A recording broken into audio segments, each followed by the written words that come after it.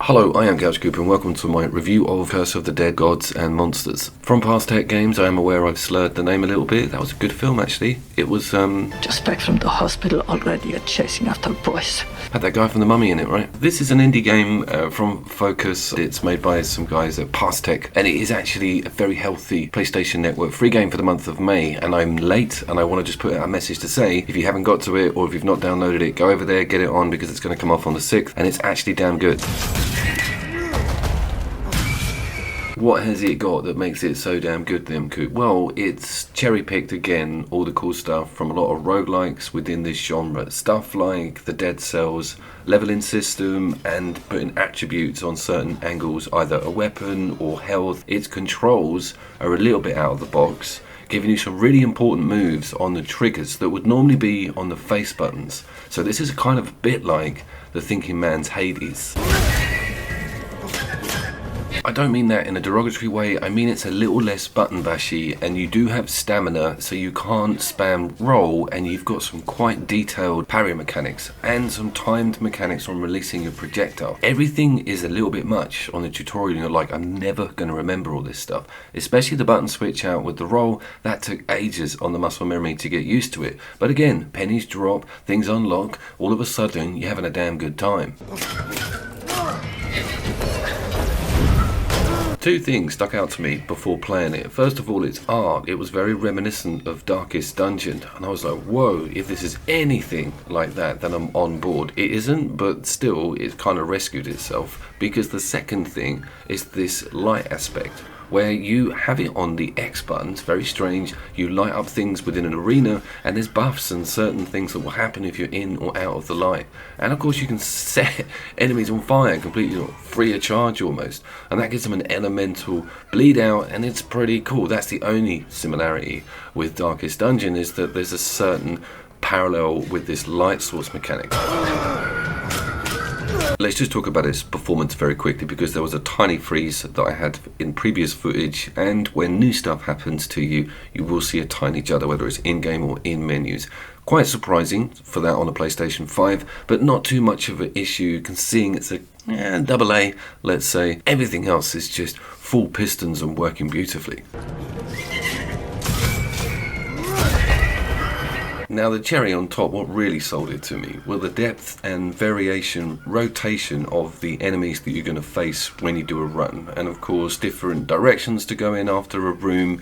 Think very much Hades, but with slightly more decision making when it comes to free weapons that are given to you, or the path that you get to choose at the start of a level. Slay the Spire has exactly the same system, where you're looking at these options. Sometimes there's a question mark. You can't deviate from a path once you've chosen it, but it's really cool to look up and see what sort of rooms you're going to be facing. Sometimes there's a weapon upgrade. I haven't come across any meaty major bosses in the first biome, but there's some events that are put in, and those switch out as well, which I love the idea of, having really cool online timed events.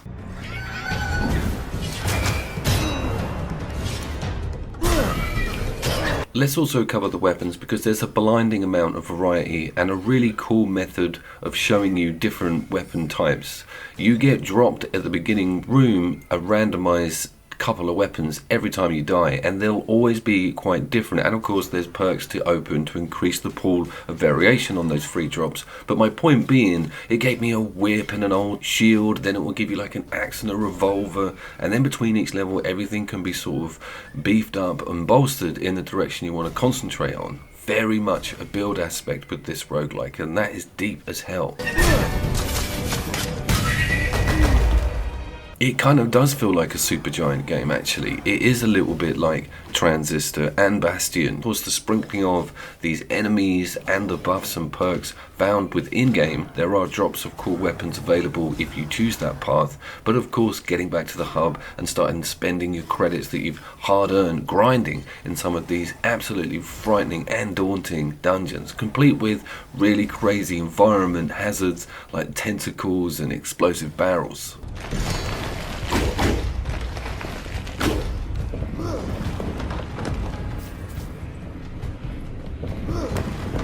Is there anything majorly wrong with the game? Well, that tutorial is going to throw some people off. It's one of those, you've got to do this to move on to the next bit, otherwise we're not going to let you play the game. And it's like 3 timed parries, and there's all manner of range tests.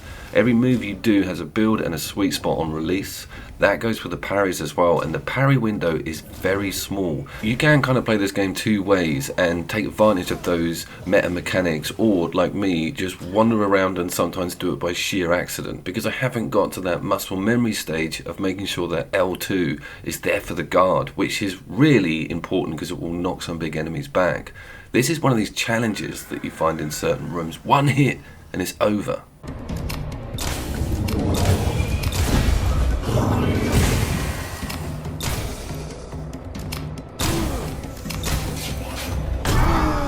But having said that, the difficulty is just right, just perfect, because it gives you that sweet spot when you start a new roguelike where you're like, oh my god, I cannot wait to develop certain types of weapon, and of course start traveling down those avenues of perk building and making yourself the coolest build ever, because you've taken the time to prep and invest in certain things in that hub that are going to make things a little bit easier. Notice that we've got button prompts in the bottom left. A full loadout will include all of those boxes to be filled, and of course the circle is normally a large build move and you have to commit, and it's awesome. The game loves a bit of range and will keep throwing really cool range weapons at you, and that build on the circle combined with that triangle and square and the torch, you're trying to light people and then dealing with L2 dodge and R2.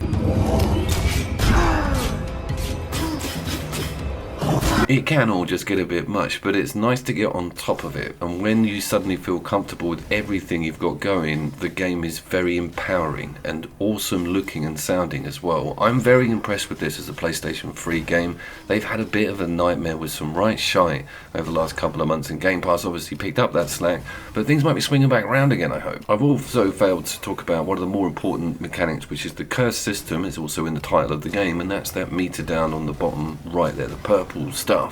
Now, this doesn't come without its complications either. It's one of those things that is good and bad. When you go through a door, it will be a buff or something that will change a few of the mechanics up. Think like cheat codes on old school games. It would be like all of a sudden the gold's going to disappear really quickly, or you can take a massive hit from an enemy in a certain window.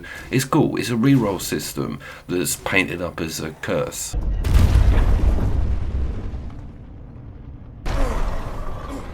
Also, does it feel like a PlayStation 5 game and worth 450 quid? No is the answer there. I'm not too sure how the PlayStation 4 or Pro version runs on this. I would say this was a pretty much PEG 60, other than those strange judders on certain items being unlocked or a new enemy appearing. So I'm impressed with its performance, but I'm not bowled over. It's not like when you put the Ascent on and start seeing ray tracing in a PEG 60 sometimes.